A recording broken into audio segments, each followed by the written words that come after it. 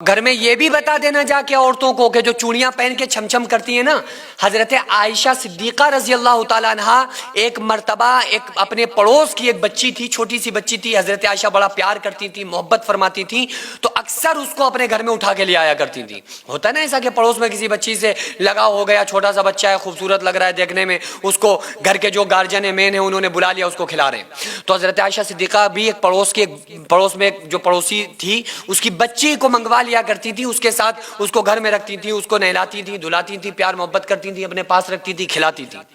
تو روزانہ کی طرح ایک دن جب وہ اس بچی کو بلایا اور حضرت عائشہ نے اس کو گود میں اٹھا کے جیسے ہی کھڑا کیا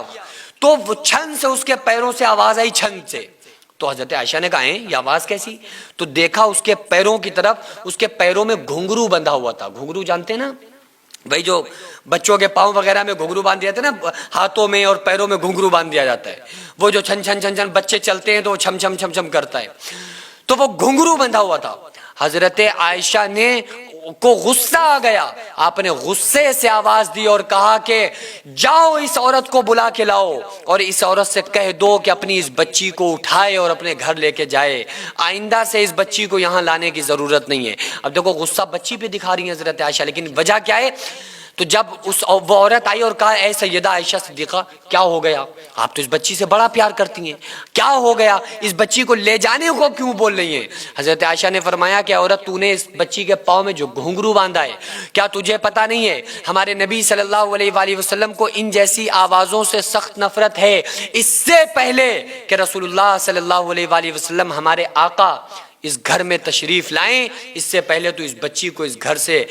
لے جا، اپنے گھر میں لے جا، کیونکہ تجھے پتا ہے ہونا چاہیے ہمارے نبی صلی اللہ علیہ وآلہ وسلم کو ایسی آوازوں سے سخت نفرت ہے۔ اب آپ یہ سوچیں کہ تو بچی ہے، ارے ابھی تو چھوٹی ہے، یہ بچی آنے والے وقت میں ایک وقت آئے گا جو کبھی کسی کی ماں بنے گی، بیوی بنے گی، بیٹی بنے گی، نسل چلے گی، اس سے آنے والے وقت میں دادی اور نانی بنے گی۔ تو اگر آج ہم نے اس کو بچی سمجھ کے چھوڑ دیا، تربیت نہ کی، اور اگر ہم نے اپنی تربیت میں کمی رکھی، ہم قبر کے اندر ہوں گے، ماں باپ قبر کے اندر ہوں گے، اور اس کی سزائیں جو بچیوں کو جیسا سکھا کر جائیں گے، بے پردگی سکھا کر جائیں گے، اس کی سزائیں انہیں قبر کے اندر بھی بھگتنا پڑیں گی۔ اس لیے عورتوں کو چاہیے کہ جو چوڑیاں پہنے،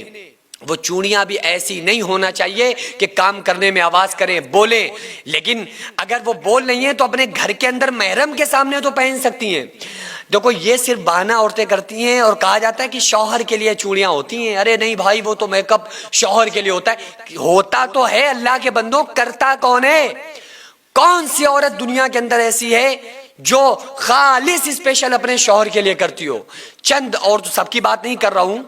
چند 10% بھی ایسی عورتیں نہیں نکلیں گی جو میک اپ کرتی ہوں اپنے خاوند کے لیے۔ ہیں دنیا کے اندر،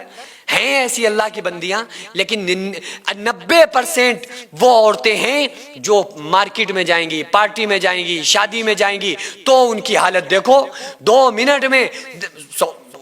دھوکے سے کہہ دیا 2 منٹ، 2 گھنٹے میں وہ ایسا میک اپ کرتی ہیں، ایسا میک اپ کرتی ہیں کہ ان کی پوری حیت ہی چینج ہو جاتی ہے، پورا فیس، شکل، صورت، سب کچھ ان کا ایسے بدل جاتا ہے کہ ایک وقت آدمی ایک دم اکی بکی بھول جاتا ہے کہ یہ عورت وہی ہے یا دوسری ہے۔ آج کل ایسے ایسے تو میک اپ چل گئے ہیں۔ اس لیے عورتوں کو بھی چاہیے، مردوں کو بھی چاہیے، جینوین طریقے سے رہیں۔ جو چہرے پر نور ہونا چاہیے وہ ایمان کا نور ہونا چاہیے، چہرے پر خوبصورتی اور نور وضو کا ہونا چاہیے کہ ہم اللہ کو پسند آ جائیں۔ جب اللہ کو پسند آ جائیں گے تو انشاءاللہ تعالیٰ دنیا اور آخرت سنور جائے گی۔ میں یہ نہیں کہہ رہا کہ عورتیں میک اپ نہ کریں، بھائی کریں، جتنا کر سکتی ہوں کریں، میں تو ٹائٹ کرتا ہوں، کہتا ہوں اس بات کو کہ ہر عورت کو چاہیے اپنے خاوند کے لیے میک اپ کرے، عورت کو چاہیے کہ خاوند کے لیے پرفیوم لگائے، کمرے کے اندر رہ کے اپنے خاوند کے لیے جتنی زیب و زینت اختیار کر سکتی ہو وہ کرے، لیکن جب گھر سے باہر نکلے تو اس بات کا بھی خیال رکھے کہ بے پردگی نہیں ہونا چاہیے، اور ایسے پائل تڑیاں زیور اور چوڑیوں سے بھی بچے کہ چلنے پھرنے میں کام کرنے میں ہاتھ اٹھانے میں ان کی چوڑیاں بول رہی ہیں, کھن کھن کی آوازیں ہو رہی ہیں, ان کے پاؤں میں ایسے گھنگرو ہیں جس سے کھن کھن کی چلنے میں آوازیں ہو رہی ہیں. اس طرح کے کاموں سے عورتوں پر پابندی لگانا یا ان سے کہنا یا ان کو سمجھانا یہ آپ لوگوں کی ذمہ داری ہے. یہ آپ کی ہے کہ آپ انہیں بتائیں, آپ کی ہے کہ آپ ان کو سمجھائیں قیامت کے دن. ورنہ عورت کہے گی کہ اللہ یہ خود تو نماز پڑھتے تھے, یہ خود تو دین کے کام کرتے تھے, یہ خود تو اچھی اچھی باتیں سنتے تھے, یہ تو مفتی صاحب کے پاس جاتے تھے سنتے تھے جا کے بیان,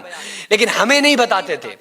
تو اللہ تعالیٰ اس کی وجہ سے اس شوہر کو جہنم میں ڈالے گا. اگر کوئی بیٹی باپ کی شکایت کرے گی انہوں نے حقوق ادا نہیں کیے تو وہ باپ بھی بیٹی کی وجہ سے جہنم میں جائے گا. تو اس لیے حقوق کو ادا کرتے رہنا چاہیے, بیوی کے, بچوں کے, بیٹیوں کے اور ماں باپ کے, اور اس کے ساتھ میں تربیت کرنی چاہیے جن پر کم سے کم ہم قابض ہیں, جن کے اوپر